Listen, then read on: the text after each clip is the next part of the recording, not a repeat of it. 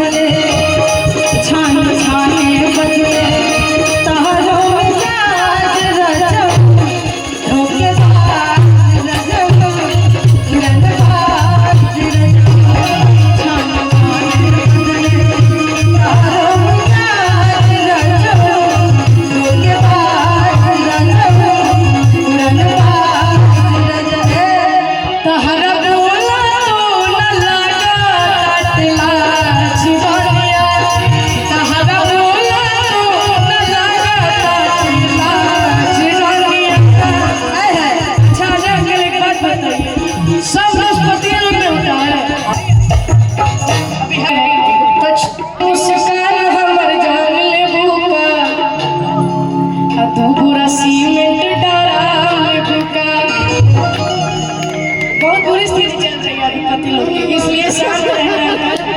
ज्यादा बोलने में कोई भलाई नहीं है।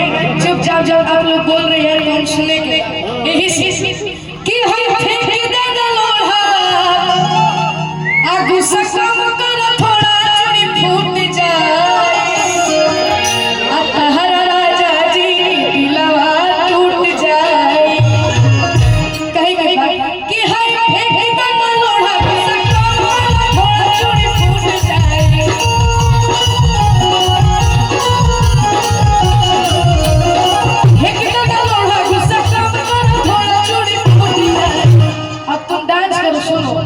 ये डांस नहीं करेगा इसको पैसा मत दीजिएगा। लेकिन आप लोग का भी बहुत गलती है। इसको बोलिए कि जाओ डांस करो तब तुमको पैसा देगी। अभिषेक भैया गा रहे हैं नाचे जा रहे हैं कुछ देवे नहीं कर रहे इसको। अब डांस नहीं अब पहले डांस करो उसके बाद पैसा देना ठीक है। कि तू ही बाड़ू घर के कि है ना लोहा चूड़ी फूट जाए नंग छूट जाए तहरा राजा जी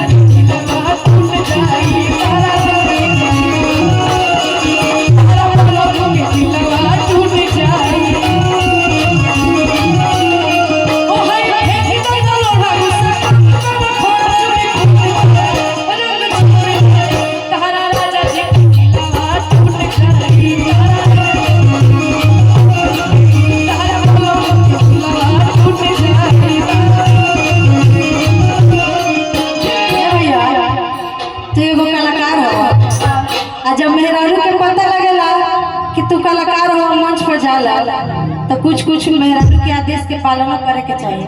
काहे ना खिसियाई करला अच्छा भले बियाह हो के चाहे मत बियाह के तू बियाह चोरी तो फिर धनी के घर के बात है कि चूड़ी फूट जाई तार राजा जी के दिलवा टूट जाई। ओकर बात सुनबो तब तार दिल ना न तोड़ी। अरे तहरा के केहू छुएला तो जर जल जुआ। लेकिन तू ये बात ना समझला कि तहरा के केहू छुएला तो जर जल जुआ तहरा के केहू छुएला तो जर जल जुआ। हमरा खातिर तू ही मेरा जीवा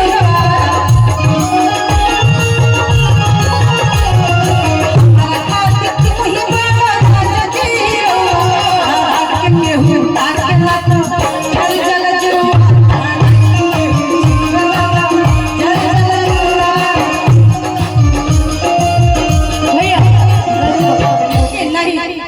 अरे तुम तो धोखेबाज हो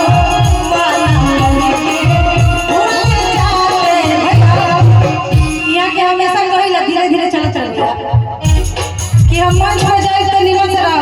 अजय भैया रघु समझाई लू कि मंच पर जाके निमन से रहो के समझाई लू। लेकिन आदमी से धरेला ना काहे के तुम तो धोखेबाज हो